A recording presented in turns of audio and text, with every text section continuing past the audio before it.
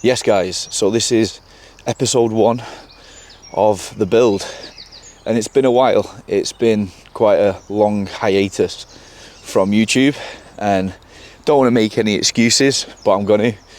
Just very busy with client shows to the back end of last year.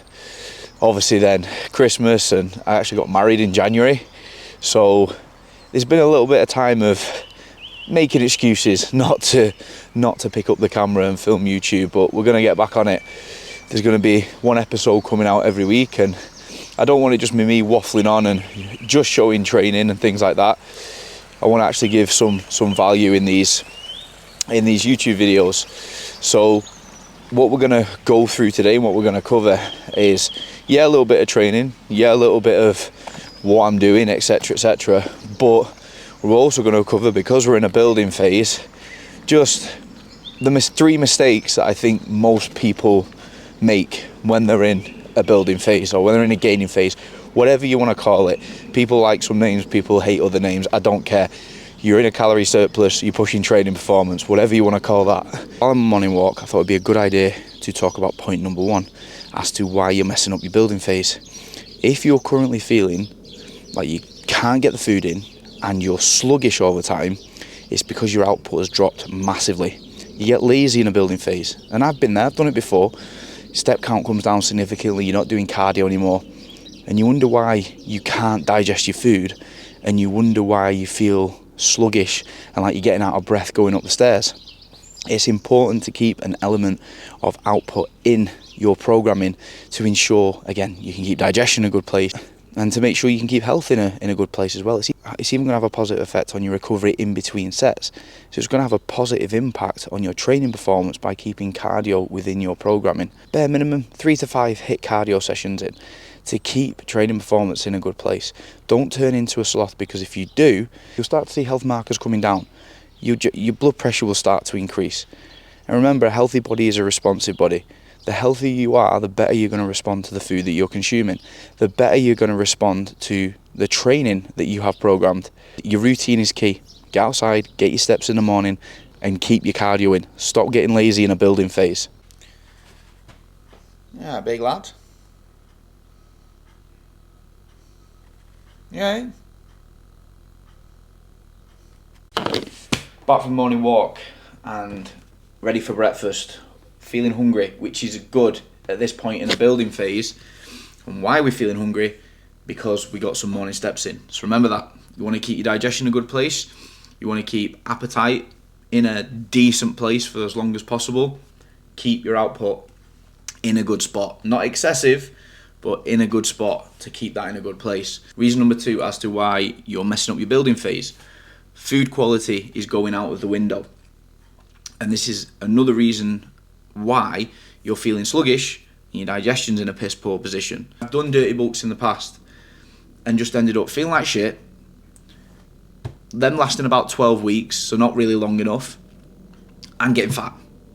That's what's happened. That's what happened when I used to dirty bulk. Now, with a moderate surplus, which we'll go through in point number 3, but a moderate surplus, getting most of my food from whole foods, getting enough micronutrients in, I feel good. I'm able to train and recover effectively, and I'm making progress week on week. Right now, check-ins, pre-workout, and then I'll see you in the gym.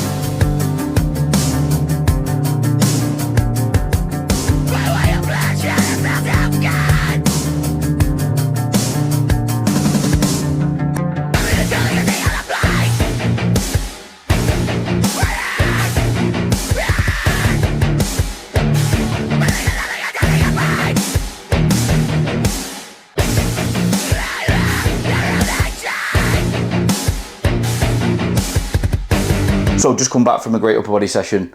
Like, training has been just very consistently progressive, which is great. And we're now done with the first 10 weeks of the building phase, and a lot of progression has been made. So as I've said in future YouTube videos, I will keep you updated with how things are going to show you the things that I'm doing that may be able to help with your progress if you're in a building phase as well. I thought I'd end the video here, and we're going to finish with the third point as to why I see most people messing up their building phases. The big one is rapid weight gain, pushing calories way too high and ending up in a position where body fat is way too high. You don't need an excessive amount of calories. You need an amount of calories that's going to fuel performance and recovery, because you can't out-eat your muscle building capacity. You can't out-eat your physiology. You can only build a certain amount of muscle in a certain time frame. So I'm going to give you some examples of that. If we look at a 20-week building phase, now these numbers are averages. It might be a little bit more, might be a little bit less. Obviously there's individuality with this, but I'm just going to give you some rough numbers. So if you're a beginner in a 20-week building phase, you may put on between 6 to 8, maybe even 12 pounds of muscle if you're very responsive to training. If you're an intermediate, so that's someone who's been training roughly 1 to 3 years, you're going to be putting roughly 3 to 6 pounds on. And if you're advanced, that's 3 years plus of training, you're going to be looking at 1 to 3 pounds of muscle gain over a 20-week period. As you can see, it's not a lot. If you're someone who's putting on 30 to 40 pounds in a building phase and you're an advanced individual, only 1 to 3 pounds of that is going to be muscle. So let's look at two examples.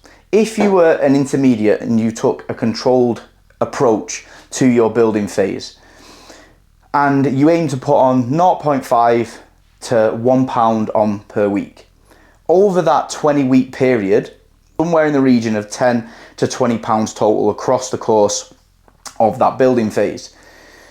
Let's say you're relatively responsive and you put on 6 pounds worth of muscle. That would mean that your fat gain is minimal to moderate, and now you've got 16 pounds to pull off next time you come to diet. Now let's say you're an individual who likes the dirty bulking approach. You take an aggressive approach to your surplus. You add 1.5 to 2 pounds per week. Your 30 to 40 pound total increase over that 20-week period. Again, let's say you're an intermediate and you've put on 6 pounds of muscle, your body fat percentage is now very high, and you've got 34 pounds to pull off in your next diet phase. Remember, you cannot escape physiology. You can only build muscle at a certain pace. More food does not equal more muscle. Muscle is built through training and recovery. Your calories or your nutrition, your food are there to support that training and recovery. They're not the key driver in terms of growth. So where do you want to be sitting? The sweet spot for rate of gain in a building phase is somewhere between 0.25% of total body weight per week and 0.5% of total body weight per week. So that for me, as a 212 pound individual, is going to be around about 1 pound per week. Remember, if you're smaller, you weigh less, that'll be less. If you're heavier, obviously that'll be more. That's a sweet spot that you want to stick with. Remember, more food does not equal more muscle. Your calorie surplus is just there to support your training and recovery. It's not the key driver of growth. So hopefully you found that useful. I'll be posting now weekly with updates of my building phase. Some takeaway points as well for you to implement around training, nutrition, how I coach my clients, how I coach individuals. So if you're interested in that, like, share, subscribe. Whatever you do on YouTube, we're not too sure. But if you want to follow along, press whatever button you need to press.